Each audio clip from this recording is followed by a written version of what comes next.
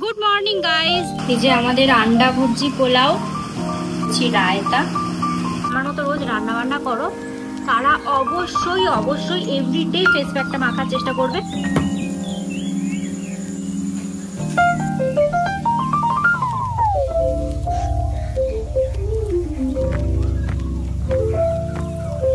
Good morning guys. আমরা আজকে একটা শ্যুট করতে এসেছিলাম যোগা করার। ভোর 4:30টার সময় উঠে গেছি, উঠে সব রেডি পেডি হয়ে শ্যুট আমাদের কমপ্লিট। এখন বাড়ি যাচ্ছি। এই যে হাতে ট্রাইপড মাইপড নিয়ে শ্যুট কমপ্লিট আমাদের। গাইস, বাঙালিদের স্বভাব। এই সকাল সকাল ফুল চুরি করছো কে তুমি? সরকারি জায়গা, সকাল সকাল ফুল চুরি করছো তুমি কে? হ্যাঁ, আমার গাছের ফুল। অবস্থা পুরো খারাপ। ও পুরো হাঁপিয়ে গেছি। যাকগে, হয়ে গেছে সবকিছু। এখন বাড়ি যাচ্ছি। দুটো চলে গেল, এই তিনটে। এই যে বাচ্চা এটা এই বাচ্চা। গাইস, এসে আমার ঘর ফর সমস্ত কিছু ঝাড় দেওয়া, গোছানো, ব্রেকফাস্ট সব ডান। এখন দুপুরের লাঞ্চটা আমি বানাচ্ছি।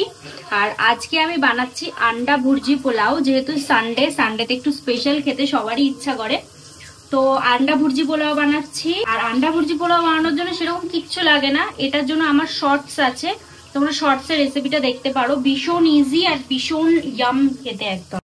এই যে হলো আদা রসুন বাটা, এখানে চাল আমি ভিজিয়ে রেখেছি, আর এখানে দেখো ডিম আর আলুটা ভেজে রেখেছি।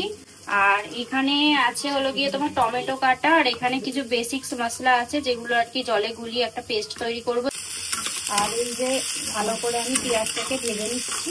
অর্ধেক হয়েছে দেখো, মানে হাফ হয়েছে, এখনো আরেকটু ভাপানো বাকি।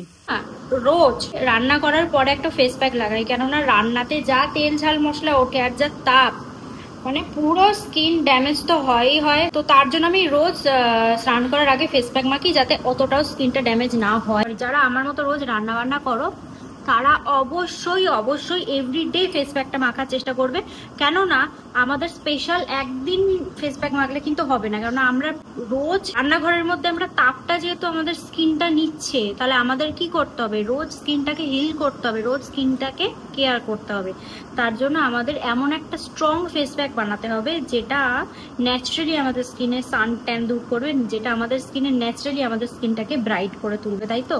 তো এই ফেস প্যাকটা আমি মাখি এভরিডে।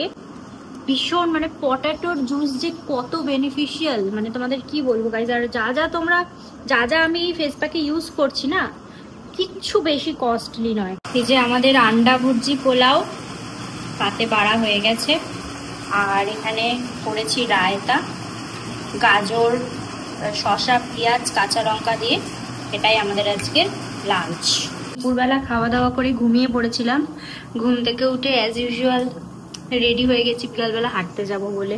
বলেছিলাম যে আমাদের এখানে ঘুরতে ফিরতে ময়ূর ঘোরাঘুরি করে, হাঁটতে চলতে। তো আজকে তোমাদের দেখাবো, দাঁড়াও। রয়েছে এই দেখো, এই দেখো, দেখো মাঠে ঘুরছে, দেখো। অনেক দূরে তো, মানে ফোকাস অত ভালো করে নিতে পারে, অনেকটা দূরে। সামনে কৃপান ক্যাফেটেরিয়া, মানে আমরা যেখানটা থাকি সেটা হলো কৃপান গেট বলে, কৃপান মানে জায়গাটার নাম। আর এটা হলো কৃপান ক্যাফেটেরিয়া। এখানে মোমো আর ফুচকা পাওয়া যায়।